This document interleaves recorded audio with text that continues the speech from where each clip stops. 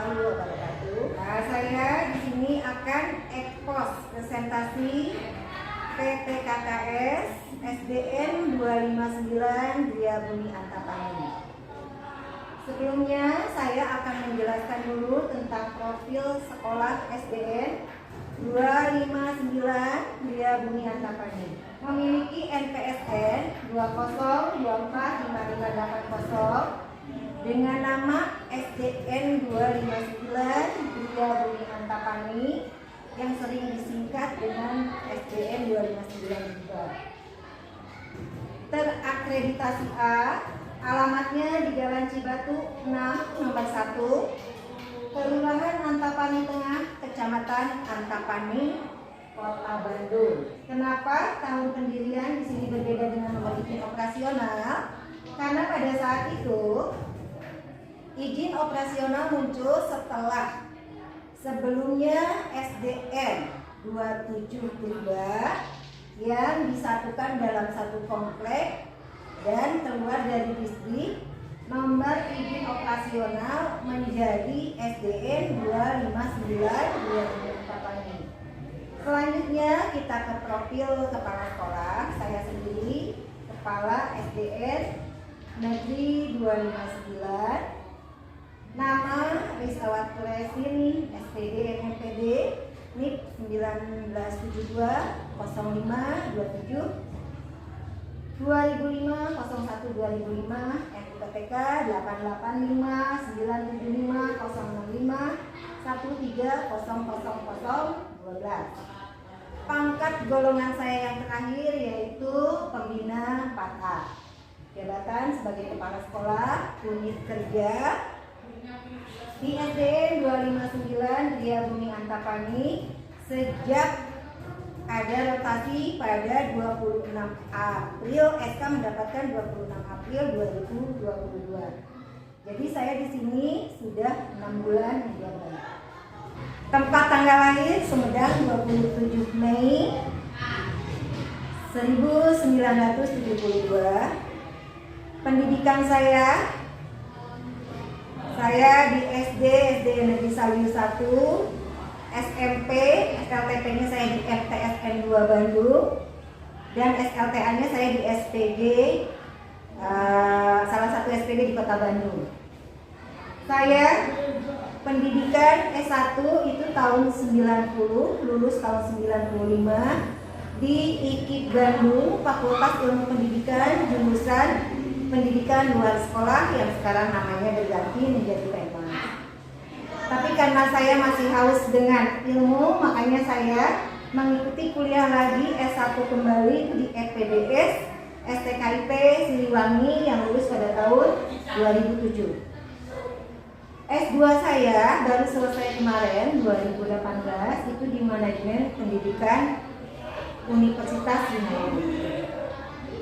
TMTKS saya yang pertama itu pada tanggal 20 Januari 2020. Pertama saya ditempatkan di SDN 096 Sarijadi Selatan di Kecamatan Sukajadi. Nomor HP saya tidak perlu disebutkan. Dan ini alamat sekolah saya sekarang Jalan Cibatu 6 nomor 1 Antapani. Sedangkan alamat rumah saya itu di Jalan Ciputra Sukarapi 4 nomor 30. Jadi dibanding dengan sekolah saya yang lama, memang jarak ke sini itu lebih dekat. Untuk selanjutnya, saya di sini akan menjelaskan tentang visi misi SD Negeri 259.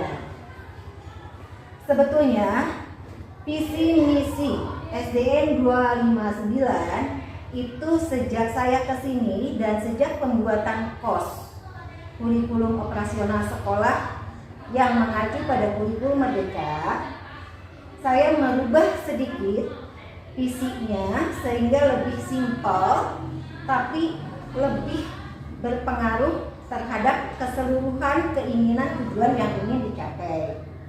Maka visinya saya buat seperti ini, mewujudkan peserta didik beriman, berilmu, disiplin, dan berwawasan lingkungan. untuk mewujudkan visi yang sudah dibuat, maka dibuatlah misi. Misi itu adalah tekad keinginan sekolah untuk mencapai tujuan. Adapun misinya, yang pertama yaitu mengembangkan kecerdasan sikap spiritual dan sosial untuk memahami konsep-konsep dasar keilmuan. Selanjutnya, membuat atau membuktikan semangat kompetitif, inovatif untuk meraih prestasi akademik dan prestasi non-akademik. Yang ketiga, menumbuhkan kesadaran berdisiplin semua kegiatan di sekolah maupun di luar sekolah. Selanjutnya, mengembangkan nilai-nilai keterampilan, karakteristik daerah, mengembangkan budaya baca, menumbuhkan kecintaan terhadap tanah air, dan terakhir menumbuhkan kecintaan anak terhadap lingkungan. Itu adalah visi dan misi SDN 259. Selanjutnya, visi dan misi tersebut kami jabarkan kembali kepada tujuan dari sekolah SDN 259. Tujuan yang pertama yaitu meningkatkan keimanan dan ketakwaan serta akhlak mulia peserta didik. Yang terakhir, PBM disesuaikan dengan kondisi pandemi. Kenapa kondisi pandemi? Kita masih dalam masa transisi di mana pandemi masih ada, meskipun akan ada peralihan ke endemi. Kami menyusun kurikulum, 2 kurikulum sekaligus, yaitu KOS, kurikulum operasional sekolah kurikulum merdeka, dan yang kedua kurikulum K13. Nah, kedua kurikulum tersebut saya buat karena kita sudah melaksanakan kurikulum merdeka uji coba untuk kelas 1 dan kelas 4. Sementara kelas yang lainnya kita masih menggunakan K13. Di sini struktur kurikulum mata pelajaran, ada mata pelajaran terbagi ke dalam 3 kelompok. Ada kelompok A, kelompok B, dan yang terakhir muatan lokal. Kami juga mengembangkan eskul, di mana di sini eskul wajibnya masih pendidikan kepramukaan, dan ada eskul penunjang. Di sini ada literasi, ada BTQ, dan ada olahraga voli. Tapi kita juga untuk ke depan akan mengembangkan eskul pencaksilat dan eskul lainnya seperti angklung yang diarahkan ke arah seni untuk lebih meningkatkan dan mengembangkan lagi kemampuan atau potensi yang ada pada siswa-siswi peserta didik di SDN 259. Tahun ajaran 2021 dan 2022 kita memiliki jumlah peserta didik 502 peserta didik. Kenapa? Pada tahun 2022-2023 ada penurunan karena kelas 6 kemarin itu kita mengeluarkan lulusan kelas 6 yang kelasnya kelas umum. Jadi muridnya ada yang 35 kelas A, ada yang 33 kelas B, dan ada yang 30 kelas C. Sedangkan kita hanya menerima peserta didik kelas 1A hanya 28, kelas 1B 28, dan kelas 1C juga 28. Sehingga peserta didik pada tahun 2022 dan 2023 itu jumlahnya menjadi 463. Pencapaian mutu pendidikan. Nah, untuk peningkatan mutu pendidikan di satuan pendidikan, maka kita membutuhkan tindakan yang diambil oleh sekolah. Nah, tindakan itu guna memperbaiki hasil penyelenggaraan pendidikan agar sesuai dengan arah kebijakan SMP Standar Nasional Pendidikan yang 8 standar. Nah, dengan demikian maka mutu pendidikan di sekolah ini adalah kemampuan sekolah dalam pengelolaan secara operasional dan efisien untuk pencapaian mutu pendidikan yang didasarkan pada 4 logik model Kota Bandung, di mana yang pertama meningkatkan mutu proses pembelajaran, yang kedua meningkatnya mutu pendidik dan tenaga kependidikan, yang ketiga meningkatnya mutu infrastruktur sekolah, dan yang keempat meningkatnya mutu tata kelola pendidikan, di mana keseluruhan logik model tersebut ini untuk pencapaiannya agar tercapai maksimal dituangkan anggarannya dalam RKAS sehingga nanti akan tercipta sekolah yang asri. Apa itu asri? Aman, sehat, religius, dan istiqomah.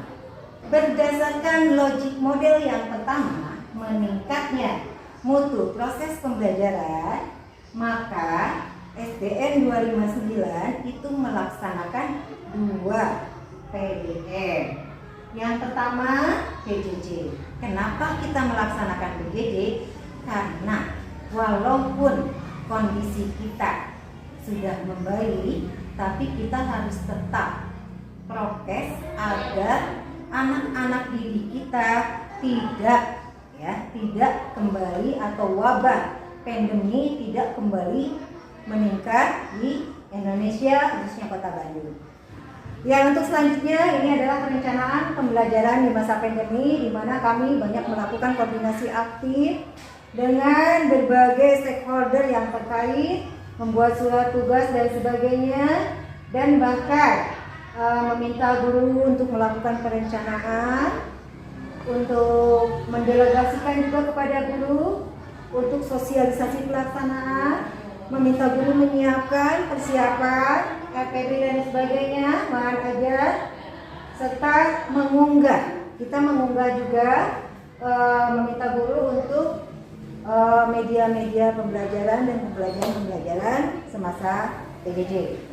Pelaksanaan pembelajaran di masa COVID-19 di sini terjadi antara guru dan kepala sekolah, di mana guru di sini banyak memberikan penjelasan kepada orang tua siswa juga, serta melakukan evaluasi, memeriksa hasil umpan balik, dan mengagendakan secara rutin perkembangan pelaksanaan pembelajaran daring. Kepala sekolah juga di sini terus-terusan menjalin komunikasi, banyak melibatkan pihak-pihak terkait, serta terus memantau kesehatan guru. Di samping itu, kepala sekolah juga di sini banyak memberikan informasi tentang COVID. Lanjut, penilaian dan monitoring PJJ ini berdasarkan dasar hukum di masa pandemi. Program penilaian yang biasa kita lakukan ada ulangan harian, ada penilaian tengah semester, ada penilaian akhir, dan sampai yang terakhir ada kelulusan dan kenaikan kelas. Penilaian dalam BDR ada penilaian sikap, pengetahuan, dan keterampilan. Monitoring dan evaluasi selama PJJ. Saya sebagai kepala sekolah terus memberikan umpan balik, membimbing, mendampingi, bahkan melaksanakan supervisi untuk mengidentifikasi kendala-kendala atau permasalahan yang ditemukan serta melaporkannya. Di sini kami juga memiliki panduan pembelajaran daring, ada belajar dari rumah, ada menciptakan pembelajaran yang mengundang anak untuk berkreasi aktif, antusiasme, semangat, bahagia, menyenangkan bagi peserta didik. Program terstruktur. Nah, di sini daring menggunakan WhatsApp, Google Classroom, Zoom, dan YouTube. Sedangkan pembelajaran secara luring, kami banyak menggunakan modul, buku paket, dan buku pendamping. Pembelajaran kombinasi ini gabungan dari keduanya. Panduan belajar daring pada masa pandemi di sini ada beberapa tahapan, tentukan strategi, dan yang terakhir memberikan reward. Dasar hukum PTMT, karena kami sekarang juga sedang melaksanakan PTMT. Jadi tatap muka masih terbatas bahkan cenderung normal. Ini adalah dasar hukumnya. Sedangkan untuk pelaksanaan PTMT di SDN 259 kita sudah melaksanakan uji coba masa transisi untuk masa adaptasi kebiasaan baru AKB, dan yang terakhir masa new normal. Ini adalah dokumentasi PJJ. Ini pelaksanaan PTM. Ini adalah yang kedua. Logic model yang kedua adalah meningkatkan mutu pendidikan dan tenaga kependidikan. Kami memiliki 25 teknik dan tenaga pendidikan. Nah, perkembangan PTK melalui supervisi. Jadi saya sudah membuat program supervisi itu dalam satu semester itu 1 kali minimal.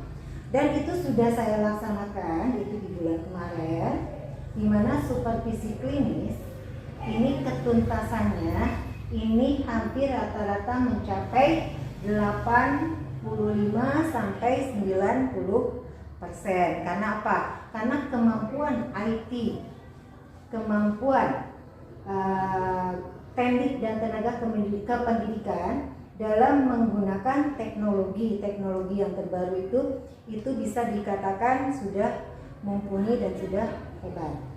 Tahapan dalam peningkatan mutu PTK sendiri di sini tadi saya sudah jelaskan tentang supervisi akademik, supak, dan ada supervisi administrasi. Semuanya sudah dilaksanakan dan di pendidik yang ada di SDN 259. Nah, lanjut yang ketiga yaitu logic model, meningkatnya infrastruktur.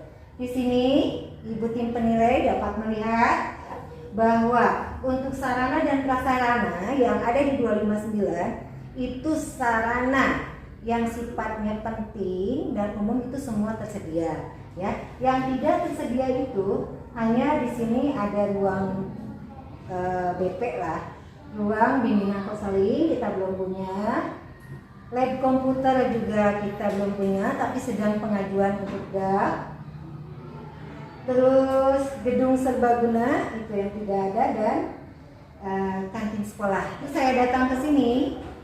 Nah, ternyata sekolah itu belum punya ruang guru, jadi ruang gurunya masih acak-acakan, agut-agutan dan sebagainya. Jadi di sini begitu saya datang, saya langsung perbaiki. Ini ada akte dan rekor atau sebelum dan sesudahnya. Ini ruang kepala sekolah. Ini ruang tata usaha. Ini ruang kelas sebelum dan setelah mendapatkan bantuan kursi dari dinas. Ini sanitasi toilet siswa. Ini ada pembangunan toilet siswa juga yang di belakang, ada 4 lokal. Dan ini pengadaan prasarana tahun 2021-2022. Yang keempat, yang terakhir adalah logic model yang terakhir, meningkatnya tata kelola pendidikan. Ini adalah pembiasaan umum, kadang-kadang pembiasaan yang rutin dan tidak rutin yang kami adakan. Ada program ekskul kesiswaan, ada poli, ada pramuka, ini masih literasi, dan ini BTI. Jadi kita masuk ke tingkat Kota Bandung, 2 siswa perwakilan di Festival Tunas Bahasa Ibu. Kita juga ikut tari tingkat kecamatan dan masuk ke kota juga.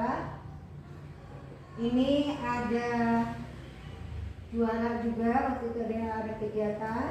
Dan ini yang terakhir kegiatan Hari Anti Korupsi, di mana dari ketiga kemenangan itu 2 pemenangnya itu diraih oleh SDN 259. Ini adalah foto dokumentasi piala dan trofi yang didapat selama saya berjabat. Nah, ini program pembiasaan. Ada 5S, senyum, sapa, salam, sopan, santun. Tadi contoh-contoh foto-fotonya sudah saya dahulukan. Ada GPS. Di sini ada kultum, di mana ada pembacaan ayat suci Al-Quran, Hidajil, doa bersama. ada senam dan ada literasi. Kita pernah kerjasama dengan Biskuat Academy. Selain itu kita juga punya program kerjasama dengan beberapa departemen, ada bidang kesehatan, dan kita punya YouTube, bahkan Facebook juga ada. Ya, untuk pengelolaan dana BOS sendiri, kita sebetulnya kemarin itu kita pengelolaan BOS itu melalui Cekas, dan sekarang sudah berubah ke Arkas yang terus-terusan kita belajar, dan perubahan itu terus-terusan kita pelajari sehingga kita dapat membuat laporan pengelolaan BOS secara maksimal. Ini adalah laporan BOS yang dimana saya hanya melampirkan buku kas umum yang terakhir saja. Mungkin itu saja yang dapat saya sampaikan. Saya mohon maaf yang sebesar-besarnya. Terima kasih kepada Ibu tim penilai, Ibu Dr. Anda Nunung Nurnaiti MPD, dan terima kasih kepada seluruh guru, operator, komite yang sudah membantu terlaksananya kegiatan PPKS ini. Assalamualaikum warahmatullahi wabarakatuh.